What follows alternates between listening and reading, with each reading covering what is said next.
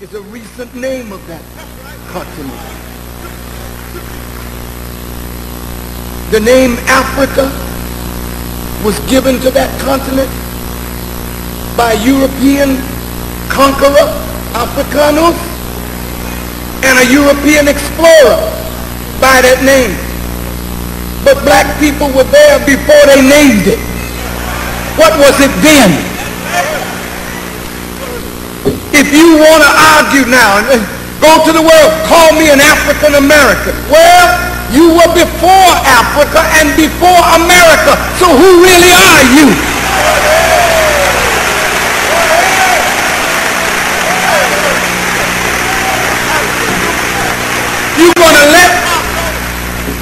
You're gonna let a European explorer now give you your identity when he don't know his beginning or yours?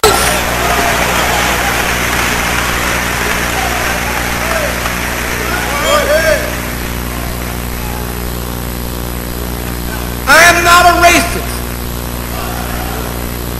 I hate the thought that we would exalt one race of people over another because of some physical characteristic. It is not me. It is not right that we take our blackness and make it a badge of honor rather than our correctness. God does not reward you because you're black, and he doesn't punish you because you're white. He rewards on the basis of our actions in accord with the principles of truth. And if I'm black as night and my actions are wicked, God has a fire prepared for me. And if I'm white and my actions are in harmony with God's will and law, he has the hereafter prepared for me. Well, if you know that, Farrakhan, why then did Elijah Muhammad teach the black man, black man, black man, black man, and white man, white man, white man, white man? Don't blame Elijah Muhammad. If we didn't live in a world that taught the white man, the white man, the white man, the black man, the black man, the yellow man, the red man, the brown man.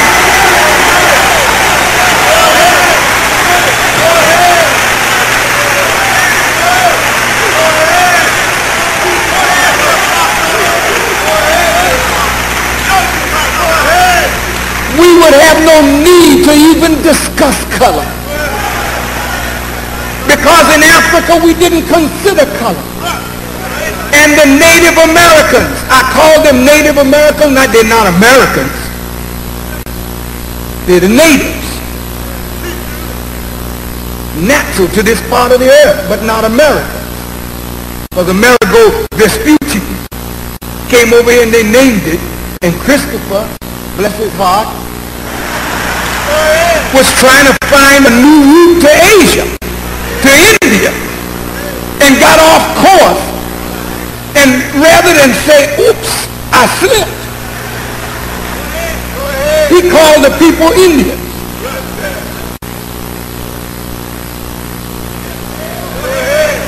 Because he was going to India. He didn't ask them, who are you? How long have you been here? And what is your identity? And how did you call this place? He started naming things. That's what white folk do. And that's why you got the name Johnson, Jones, Smith, O'Reilly, Culpepper, O'Toole, O'Fool, O'Brook.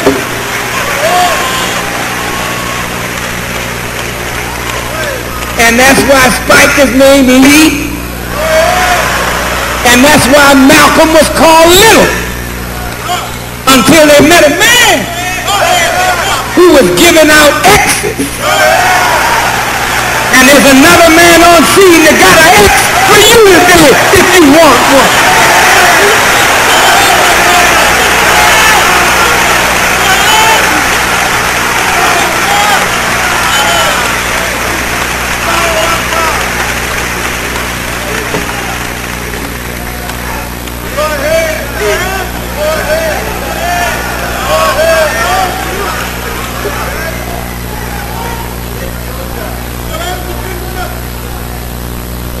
The native people here were not thinking of color. They let white people in. They knew they were different. But they didn't say, uh-oh, here come pale face. We better watch that guy. They treated white people with respect. That's the way our fathers treated them in what is called Africa. That is the way they were treated in the Caribbean, in the islands of the Pacific. The native people accepted them. And it was only after the evil of their deeds that war broke out between us and this new people on our earth.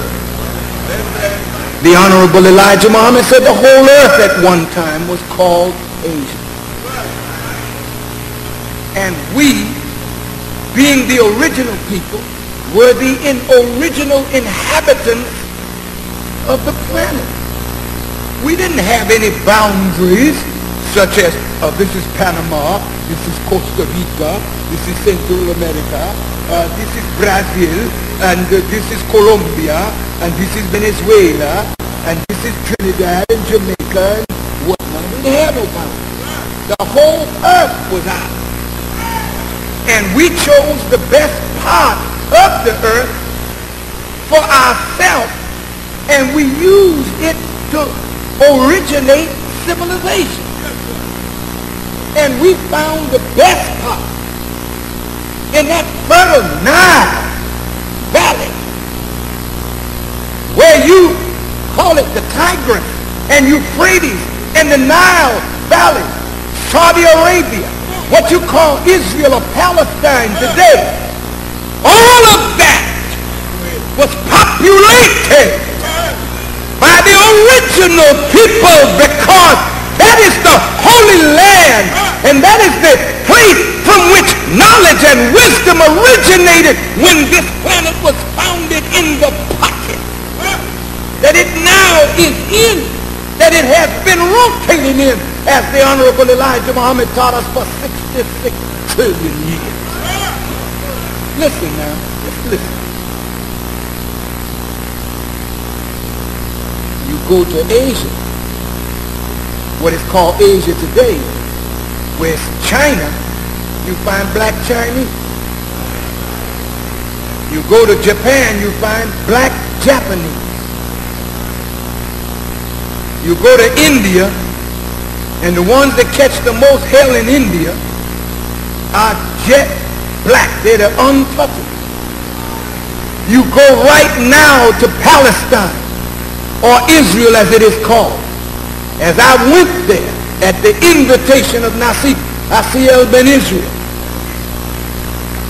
and when I visited there, we went to Jericho, and Jericho looked like 63rd and Cottage. Jericho looked like 125th Street in Harlem. Jericho looked like Watts in Los Angeles. I saw black people everywhere in Jericho. No wonder the walls had come tumbling down.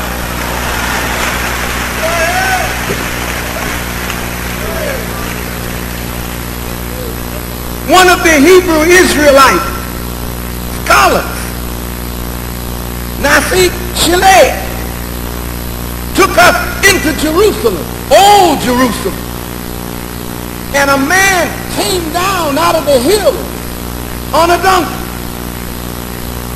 a jet black man. I asked him, how long have you lived here? He didn't speak English, and I didn't speak Arabic or Hebrew. But Nasif Shilei spoke both. So he said so and so and so and so and so and so. And the man said, so and so and so and so and so and so.